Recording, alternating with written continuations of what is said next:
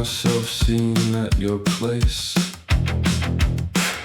Lord, you've to SAINT CIRC before spring, so that I'll make towers crumble and high walls and moats fall, for they carry too much boasting. Lord, you see and Lord are not, so help me God. But I will bring them down, or I don't want honor, nor to carry shield nor lance. Lord, the boasts you make at night, you forget in the bedroom, and a rich man won't conquer if his boast doesn't turn true, and they have no hope that you'll let them overcome you, unless Count Guy comes to help you. And if he comes, make him a promise, more profit if he goes to France.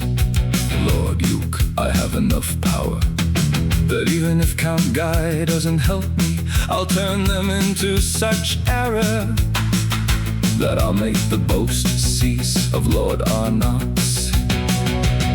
And the promise that he says he'll come here to hunt.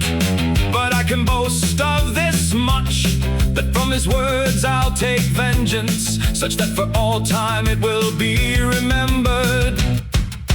Lord, no man can know when two players sit at the board, who will have the laughter and who the tears, until one sees them leave the table.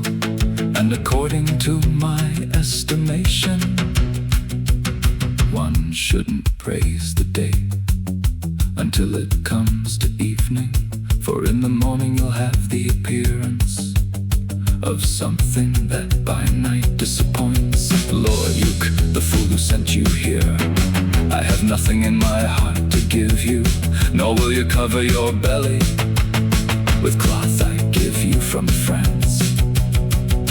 Lord, from you I can praise myself, just for letting me return with the horse my Lord gave me, the one who advances Guybert in worth and in honor.